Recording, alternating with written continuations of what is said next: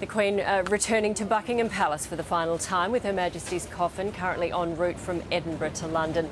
Princess Anne is accompanying the Queen's coffin on that flight, arriving into RAF Northolt shortly before the royal hearse will make its way through the city and to the centre gate right here at Buckingham Palace. For more, we're joined by royal commentator Victoria Arbiter. Let's talk about the formalities, what is actually going to happen. Talk us through when that hearse arrives. I think it's going to be quite sobering, Nat, and quite confronting actually for many people here in London who have been watching these incredible scenes as they've played out on television. There's been a mixture of celebration for the Queen's life, but solemnity over her passing as well. So as we see there, we're looking at her coffin being carried onto the plane at Edinburgh Airport. She is being accompanied on that flight to London by Princess Anne and her husband. Once they arrive at RAF Northolt, they will drive into London. That drive shouldn't take too long, and then they will arrive here around the Victoria Memorial and drive into the centre gates of Buckingham Palace. Now, once inside, they're going to be greeted by the King and the Queen Consort. I understand that the Prince and Princess of Wales are also going to be there to greet the Queen. And then she's going to lie at rest in the Bow Room overnight. And the Bow Room is called that because of the windows that line one side. And it is absolutely filled with priceless royal memorabilia, including a candelabra from the era of George IV. It's a beautiful room, and it's traditionally where the Queen would host visiting heads of state for lunch upon their arrival. And there's something special about what's going to happen all night to keep her company. Yes, and I think this is very touching. At no point has the Queen been alone since she passed. And tonight there is going to be a rota of chaplains who accompany her, keep her safe there in the Bow Room. The Queen was a profoundly religious woman. Her faith really carried her through, and actually there have been reports from people close to her that said she never feared death because her faith was so strong. So tonight it will be the turn of those chaplains. So a little less formal to the soldiers that we have seen keeping guard at the corners of her coffin, as we saw overnight at St Giles Cathedral. Tonight the chaplains will keep her company, and it'll be a quiet, reverential, peaceful place.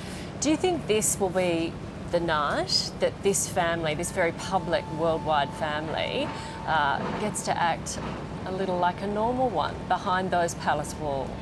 I certainly hope they're able to have a moment of togetherness, because particularly the King, he has not stopped. It has been duty, duty, duty. He knew all of the responsibilities that were going to be on his plate the moment his mother passed. But at the same time, there's one thing knowing it's coming, there's quite another having to live through all of it. He's done a phenomenal job. I think it's been pitch perfect every step of the way. But hopefully tonight there'll be a moment where he can take a little peace, quiet and quiet time just to step back and take in everything that's been happening. And so that's tonight. Talk us through what happens tomorrow. Yes, tomorrow at 2:22 p.m. I understand that sounds very precise, but royal timing is of militaristic precision. That is when we will see the Queen's procession leave from Buckingham Palace. Her coffin will be carried on a gun carriage drawn by the King's Troop Royal Horse Artillery. It'll come right here behind us, down the Mall, through Horse Guards Parade, which is famous for the Trooping of the Colour ceremony each year. It'll travel along Whitehall, where the Remembrance Sunday commemorations take place, and then arrive at Westminster Hall on the dot of 3 p.m. It's a journey that'll take 38 minutes.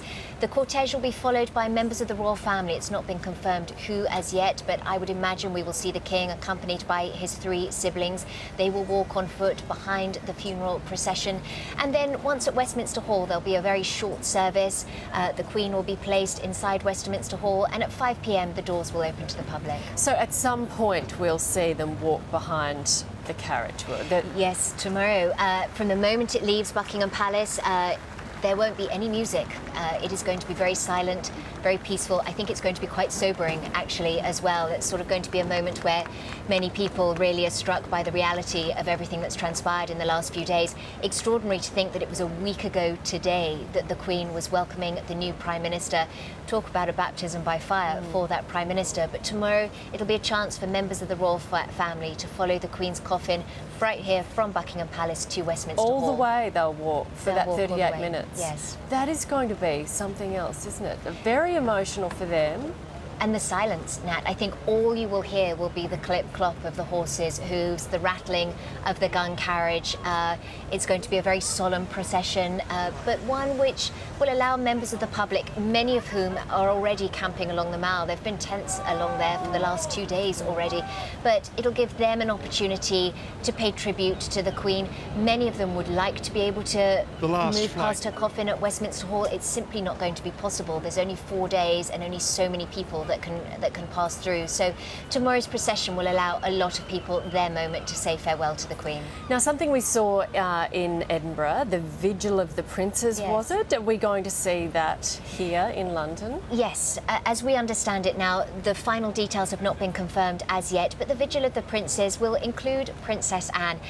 What I love about Princess Anne, she is a very strong woman who has fought for equal rights for women, and yet she has never differentiated herself from her brothers. Traditionally, it would be men that would be standing the Vigil of the Princes, but I wouldn't want to be the one to tell Princess Anne that she couldn't do it as well. So she would join her brothers. Some of your viewers may have seen the images as we're looking at them there from last night at St Giles Cathedral. These broke my heart, absolutely, Yes. because to see them standing vigil, protecting their mother, being with her in that moment, but while members of the public filed past as well, to have to shoulder that burden of grief on the public stage, I can't even imagine. So we're going to see the same thing at Westminster Hall here in London, Yes, for and half an hour or so. Yes, and it'll likely be on the final day. That hasn't been, the timing of that has not been confirmed as yet. But yes, that is expected to happen at some point. So she'll lie in state from, so it's about 6 o'clock, 6 p.m. on Tuesday night now. Yes. Yes, so we will see her lie in state from 5 p.m. Wednesday right through to 6:30 in the morning on the day of the funeral, Monday. That's right. That's in order to allow as many people as possible to go past. I thought it was rather lovely yesterday at St Giles Cathedral.